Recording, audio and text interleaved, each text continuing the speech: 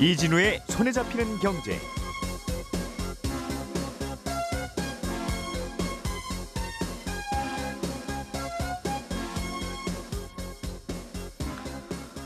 안녕하십니까, 이진우입니다. 전세 사기 피해자를 먼저 구제하고 비용은 나중에 천천히 회수하자는 내용을 담은 전세 사기 특별법 개정안에 대해서 정부가 국토교통부가 반대 입장을 명확히 밝혔습니다. 잘못하면 피해 손실이 청약 저축에 가입한 무주택 서민들의 부담으로 돌아갈 수 있어서라는 게 그 명분인데요. 이 이야기를 먼저 좀 들어보겠습니다. 금융당국이 부동산 프로젝트 파이낸싱 사업장의 옥석 가리기를 위한 평가 기준을 제시했습니다. 부실한 사업장의 기준을 명확하게 해서 빠른 정리를 유도하겠다는 취지인데 이 또 이슈는 어떻게 앞으로 전개될 것인지 하나하나 또 짚어보겠습니다. 이상기후로 국제 올리브유 값이 많이 오르고 있습니다. 국내 제품 가격도 함께 오르고 있고요. 이 올리브유가 들어가는 다른 식품 가격들도 줄줄이 영향을 받을 걸로 보입니다. 이 내용도 좀 들어보겠습니다. 5월 14일 화요일 손에 잡히는 경제 시작합니다.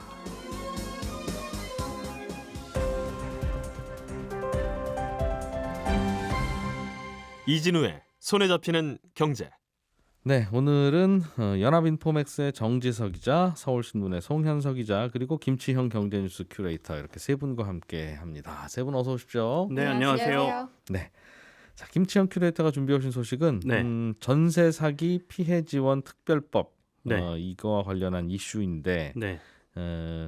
야당은 이거 빨리 법안을 통과시켜서 사기 당한 분들 일단은 나라 돈으로 도와주고 나중에 천천히 회수하면 될 거 아니냐, 네. 이런 법안이고, 정부 입장에서는 그러다가 그 돈 손해 볼 가능성도 있고 네. 또 그렇게 한꺼번에 도와줄 돈이 지금 없습니다. 뭐 그런 얘기하는 것 같아요. 그렇습니다. 예. 이게 특별법은 이미 있고요. 개정안이거든요. 그래서 그간 있었던 특별법이 구제를 하거나 도움을 주는데 딱히 지금 뭐 시한은 지나고 있는데 여러 가지로 효과가 없다. 그러니 빨리 개정안을 만들어서 더욱 효과적인 방법을 써보자라는 게 야당의 주장입니다. 일단은 어제 박상우 국토교통부 장관이 공개적으로 반대 의사를 밝혔어요.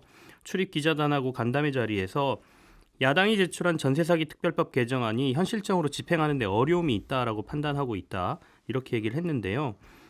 이 특별법 개정안대로 하게 되면 선구제 재원으로 주택도시기금을 사용해야 하는데 주택도시기금이 무주택 서민이 내 집 마련을 위한 저축, 그러니까 청약통장을 기본으로 하고 있어서 이들이 잠시 맡긴 돈으로 피해자를 직접 지원하는 방식이 되는 거다.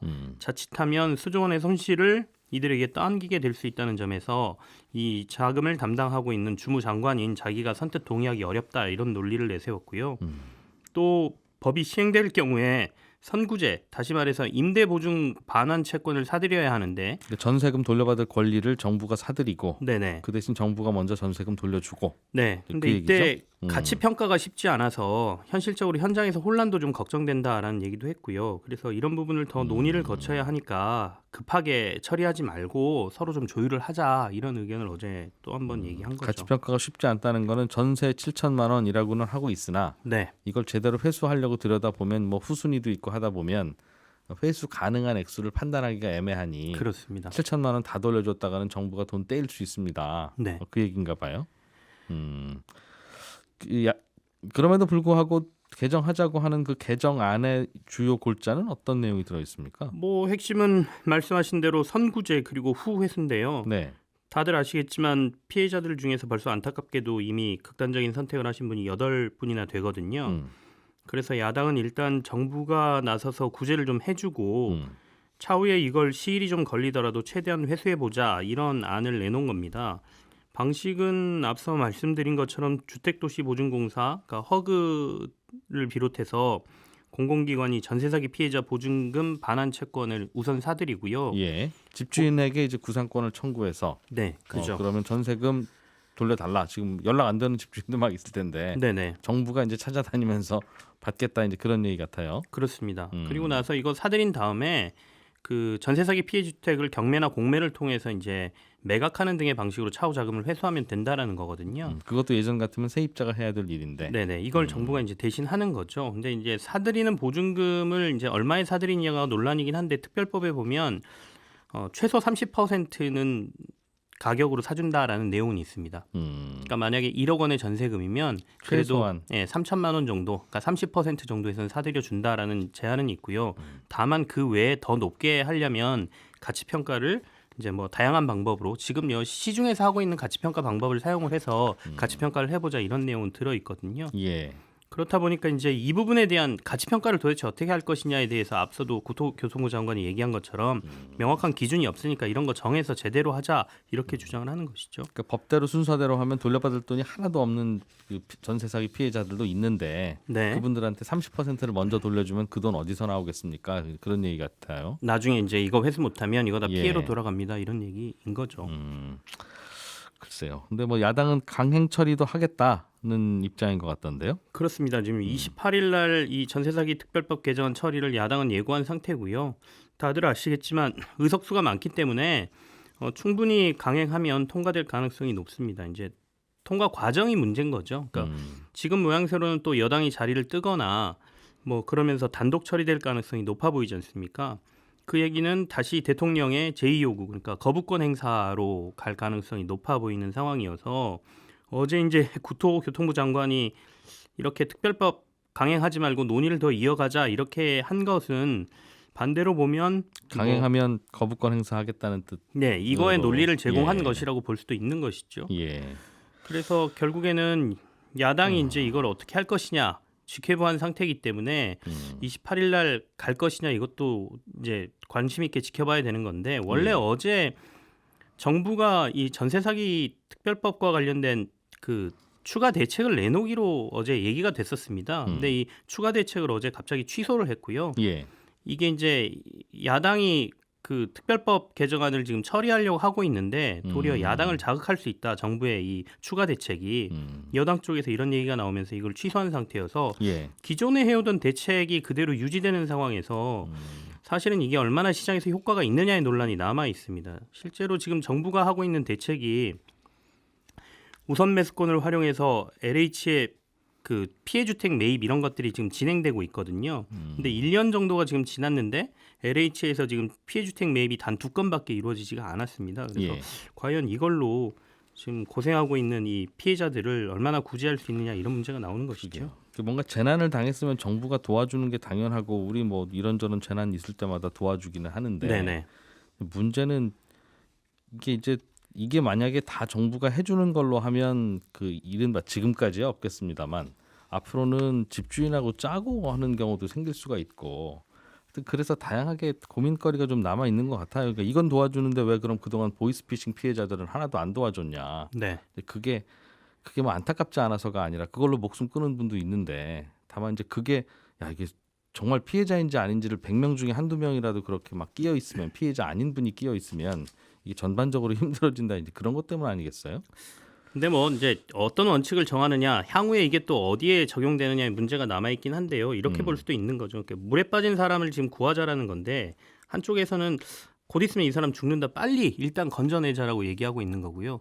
한쪽에서는 야 이거 물에 빠진 사람 잘못 구하면 구하러 들어간 사람도 죽을 수 있어. 그러니까 이거 튜브 던질지 직접 우리가 뛰어들지 이거부터 정하고 들어가자 지금 이러고 있는데 벌써 1년이 지났지 않습니까? 그러다 보니 야당 쪽에서는 이거 구하는 게 먼저다라고 지금 주장하고 있는 겁니다.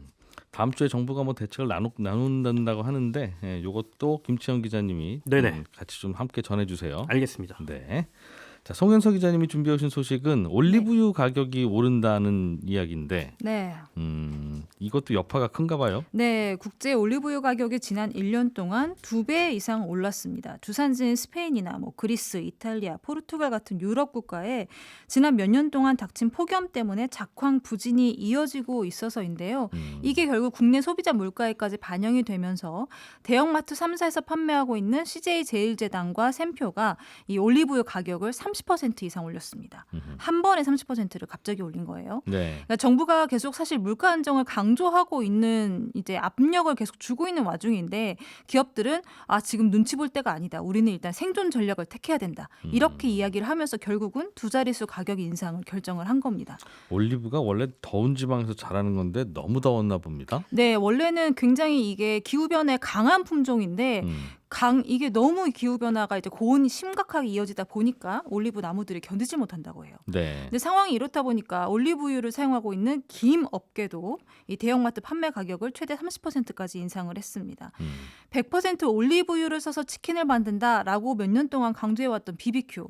지난해 10월부터 이미 올리브유보다 가격이 훨씬 더 저렴한 해바라기유를 섞어서 지금 치킨을 튀기고 있습니다. 예. 그래서 아직까지는 가격 인상 계획은 없다 이렇게 밝혔는데 사실 치킨 업계에서는 난감하죠. 올리브유 가격이 이렇게 오르면. 근데 이것 때문에 메뉴 가격을 올리면 소비자 불만이 커지면서 득보다 실이 더 커질 수 있다. 이렇게 판단을 하면서 아직까지는 가격 인상 이야기를 못하고 있는 거죠. 이게 참 날씨 바뀌는 것 때문에 네. 날씨가 바뀌면서 어떤 지역은 이제 너무 더워지고 네. 너무 더워지면 거기에서는 그 농사 못 지으면 조금 북쪽으로 가면 또 여기가 오히려 괜찮네?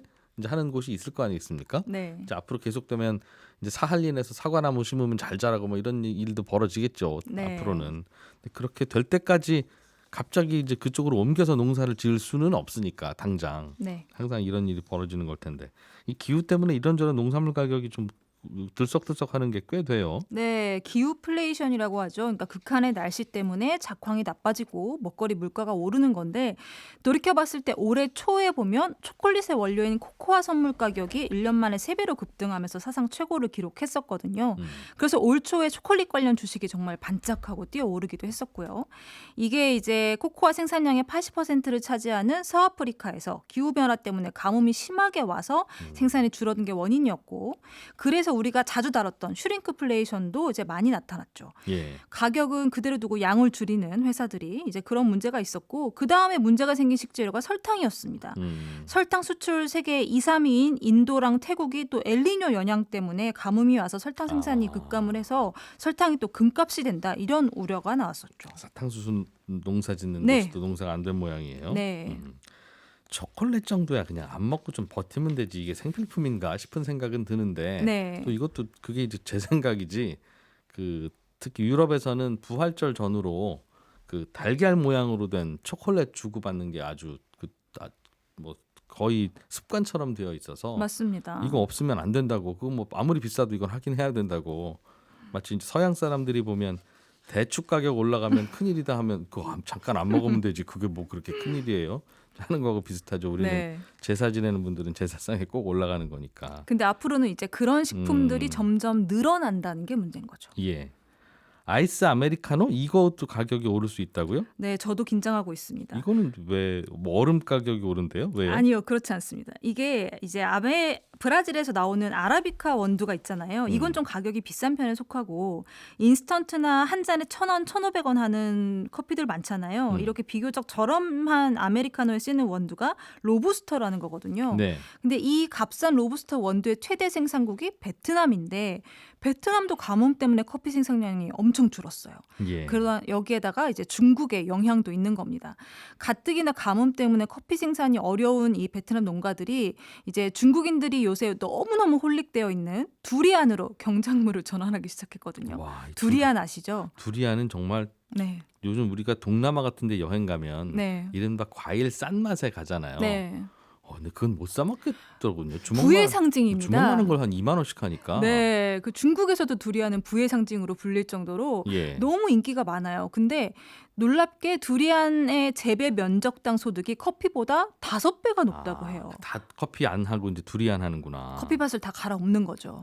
근데 중국인들이 두리안만 좋아하느냐? 그렇지 않거든요. 과거에는 중국인들의 차 소비가 굉장히 많았지만 지금은 이게 다 커피 소비로 전환이 됐기 때문에 예. 수요가 그만큼 증가를 했고 이런 상황들이 이제 복합적으로 커피 가격을 끌어올리면서 올 여름에는 알을 좀 더 비싸게 먹을 수도 있다. 커피 원두 가격이 올라가니까. 네. 야, 뭐 누구나 먹는 걸 중국인들은 먹지 말라고 할 수는 없는데. 그럴 수 없죠. 그분들도 뭐 태어났으니 같이 즐기긴 해야 되는데 워낙 인구가 많다 보니까 네. 그분들이 조금만 먹기 시작하면 가격이 확 오르고. 그래서 중국인이 좋아하면 씨가 마른다라는 말이 있는 거죠. 아, 요즘 슬슬 밥에다 김 얹어 먹는 거 습관되고 있다던데 중국인들 일부에서 아이고. 걱정스럽습니다. 예. 뭐 우리만 먹어야 되는 건 아니니까 네. 나눠 먹어야 되는 건 맞는데. 예. 먹거리 이야기 하나만 더 해볼까요? 대기업 빵집의 골목 상권 진입을 제한하는 규제가 있었는데 네. 이게 시한부여서 8월이면 만료됩니까? 이게 그래서 계속 해야 되는지 말아야 되는지 좀 논란이 있다고요? 네, 이미 논의를 시작을 했습니다. 10년 전인 2013년에 동반성장위원회가 프랜차이즈 제과점을 중소기업 적합 업종으로 지정을 했었어요. 이게 뭐냐면 제조업 분야에서 대기업이 무분별하게 사업을 확장해서 중소기업이 피해보는 걸 좀 막기 위해서 도입된 제도였거든요. 그러니까 10년 전에 제과점이 이 중소기업 적합 업종에 지정이 되면서 파리바게트나 뚜레쥬르 같은 이런 대기업 빵집들은 동네 빵집 반경 500m 안에는 매장을 못 열었었던 겁니다. 그리고 동네 빵집을 피한다 하더라도 신설 점포도 전년 대비 2% 이내로만 출점, 새로 이제 문을 여는 게 가능했고요. 예. 그러다가 2019년에 제과점이 이 중소기업 적합 업종에서 제외가 됐거든요. 근데도 이제 그때 당시에 대한제과협회랑 제과점 업체가 이제 상생 협약을 맺으면서 사실상 현재까지 동일한 규제가 10년 동안 이어져 왔던 겁니다. 네. 근데 이제 제빵업계에서는 10년 전하고 지금 시장 상황이 너무 달라졌다. 그리고 그래서 이 협약 자체 실효성이 떨어진다. 이런 지적을 하고 있습니다. 왜냐하면 프랜차이즈 기업들이 오히려 역차별을 당한다라는 이야기들이 나오기 시작했거든요. 그러니까 예를 들어서 10년 전엔 안 그랬는데 지금은 빵을 파는 게 동네 빵집에서만 빵을 팔지 않잖아요. 커피 전문점에서도 팔고 편의점에서도 팔고 대형 마트에서도 파는데 게다가 프랜차이즈도 아니고 동네 빵집도 아닌 정말 엄청난 크기의 독립된 빵집, 그러니까 기업형 베이커리라고 하는데 성심당. 네. 하주 같은 같은 거. 지역에서 자주 볼 수 있는 저희가 네. 이런 빵집들은 또 규제 벗어나 있거든요. 이런 상황들이 지금 이제 규제에 반영이 되어 있지 않다. 이런 지적들이 있는 거죠. 그래서 네. 이제 좀 한 10년 기다렸으니까 이제 대형 마트, 대형 프랜차이즈들도 좀 더 확장을 해봅시다. 그렇죠. 그런 이야기 있다는 거죠. 네, 이것도 조금 시끌시끌하겠네요. 네. 의견에 따라서 좀 다를 수 있으니까. 맞습니다. 자, 그럼 오늘은 부동산 PF 이야기로 좀 넘어가 보겠습니다. 우리나라 부동산 PF 사업장이라고 하는 게 이제 2021년 부동산 거품기 때 그죠. 논밭 땅 사놓아서 저기다 아파트 지어서 분양하면 저거 돈 되겠네 맞습니다. 싶어서 네.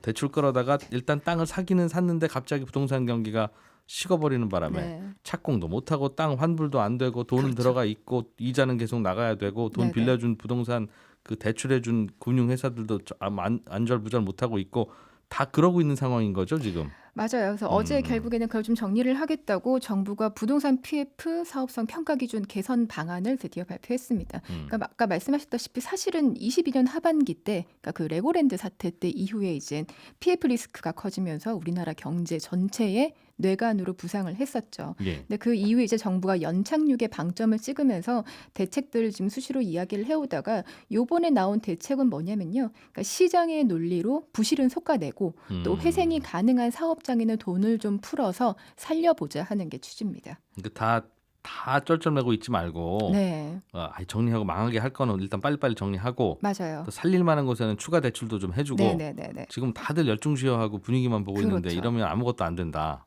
그 얘기 같아요. 네네네. 그러면 어디가 살아날 곳이고 어디는 그냥 죽여버릴 곳이고 이거를 정리를 해야 되는데 네. 원칙대로는 그거야 뭐 금융회사가 보고 알아서 이거 망하겠어 싶으면 그냥 경매 넘기는 거고 지금까지는 그렇게 해왔죠. 이거 좀 살려보자 싶으면 살리는 건데 그거 자체를 다들 안 하고 그걸 내가 어떻게 알아요 하고 있다는 거잖아요. 네, 그리고 버티기를 많이 해왔었죠. 그래서 지금 이제 기존에 사실은 그 PF 사업성에 대한 평가 기준이 있었는데 예. 원래는 본 PF 중심으로 평가 기준이 돼 있었어요. 근데 지금 그걸 브릿지론과 본 PF로 양분을 했고요. 이 사실은 브릿지론이라는 게 사실 보통 PF 사업의 가장 첫 단계, 그러니까 아까 말씀하신 땅 살 토지 때. 매입, 네, 예. 맞아요. 그럴 때 필요한 초기 자금 대출인데 뭐 구체적인 평가 지표가 없다 보니까 경기 위축되면서 미분양 리스크 때문에 본 PF로 아예 전환도 안 되고 이제 넘어가는 경우가 굉장히 많았습니다. 예. 그래서 그 부실을 측정할 기준이 없었는데요. 그 사각지대에 했던 브릿지론을 좀 끄집어냈습니다. 그러면 이제 이 브릿지론과 본 PF 모두 어떻게 평가 기준을 강화했냐? 만기 연장, 경공매 유찰, 금융 위험, 사업비 이런 걸 공통으로 해서 단계별로 평가 기준을 굉장히 구체화했고요. 지금까지는 이제는 금융사들이 그래서 그 PF 사업장을 3단계로 분류를 해왔는데 이걸 당장 다음 달부터는 4단계로 나눠서 평가를 합니다. 그래서 그 맨 마지막에 부실 우려가 걱정이 되는 맨 마지막 가장 악화된 사업장은요. 보통 이자도 못 내고 대출 만기를 4번 이상 연장하거나 경공매 시장에서 3번 이상 유찰되거나 그러니까 사실상 사업 진행이 곤란한 경우 그러니까 퇴출시키겠다는 거죠. 땅도 잘 안 팔리고 네, 맞아요. 그래서 이자도 못 내고 있고. 네네. 이런 데들이 근데 또 문제가 금융사들이 지금까지 충당금을 한 30%? 그러니까 대출 잔액의 30%밖에 안 쌓았는데 이걸 지금 기존에 쌓던 거의 2배 넘는 75% 이상 쌓도록 했습니다. 금융당국이 나서서 네. 우리가 정리해주고 우리가 지침 줄게 일단 갖고 와봐 서류 좀 맞아요. 그 좀 하라고 하니까 왜 그렇게 안 하고 있으십니까? 네. 하는 일을 지금 했다는 거네요. 네, 맞아요. 그러니까 왜 보통 이제 기준금리 인하하면 부동산 경기 좋아진다 이렇게 얘기 많이 그러니까 하잖아요. 기다리면서 네. 이자만 받고 있거나 그렇죠. 이자를 못 내고 있으면 이자만큼만 슬쩍 대출해주고 맞아요. 네. 이걸로 빨리 이자 좀 내시고 네. 연체 안 한 걸로 하고 좀 기다려 봅시다. 그러고 있었다는 거군요. 네, 이게 PF 사업장 들고 버티게 하니까 근데 이런 식으로 부실을 사실은 이연해 온 거거든요. 그러니까 이연하면서 PF 사업장이 정상인 척 하고 있으니까 오히려 정말 정상인 곳들도 자금 경색 우려가 커졌었어요. 그리고 또 이렇게 전반적으로 사업장 착공이 지연이 되니까 그러면 정말 2, 3년 뒤에는 부동산 공급이 위축되는 거 아니야? 근데 이거는 또 국민의 주거 문제랑 직결되어 있는 거거든요. 공급이 안 되면 그때부터는 아파트 맞아요. 부족해서 또 문제가 될 테니. 네. 그래서 이제 이런 불확실성을 좀 해소하고 예측 가능성을 높여서 속도감 있게 연착륙을 추진하겠다. 이게 이제 이번 대책의 핵심입니다. 사업 시도하다가 이렇게 갑자기 멈춰진 게 뭐 고의로 그런 것도 아니고 잘못은 맞아요. 네네. 아니지만 네.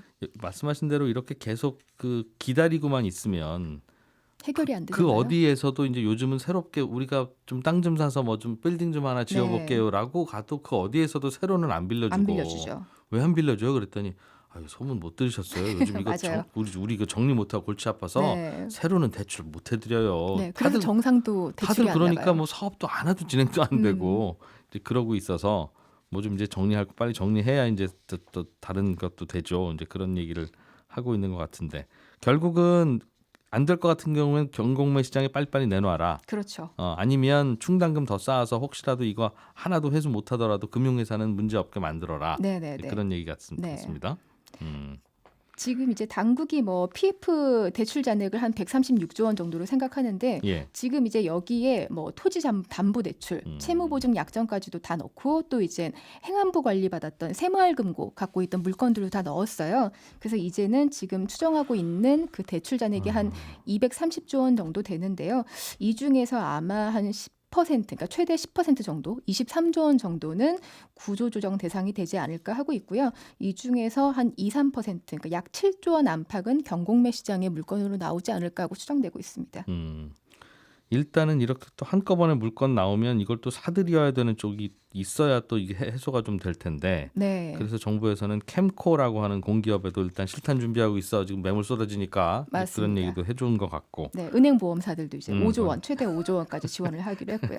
은행들은 또 동원됐어요. 또 팔 비틀기에 또 동원이 진짜 됐습니다. 한국에서 은행하기 참 힘듭니다. 너무 어려워요. 한쪽에서는 또 땅집권 네네. 훔친다고 하기는 하는데 그렇게 해서 알겠습니다. 그럼 여기 돈 빌려준 곳들은 또 이렇게 하다 보면 정말 손실이 구체화되고 하면서 자칫하면 또 문 닫는 작은 회사들도 생길지도 모르겠네요. 좀 지켜봐야 네, 근데 되겠어요. 뭐 일단은 최대한 인센티브를 줘서 조금 더 지원을 하겠다는 방침이니까 지켜봐야 될 것 같아요. 예. 예, 내일 저희는 8시 30분에 다시 모여서 경제 뉴스 재밌게 전해드리겠습니다. 이진우였습니다. 고맙습니다.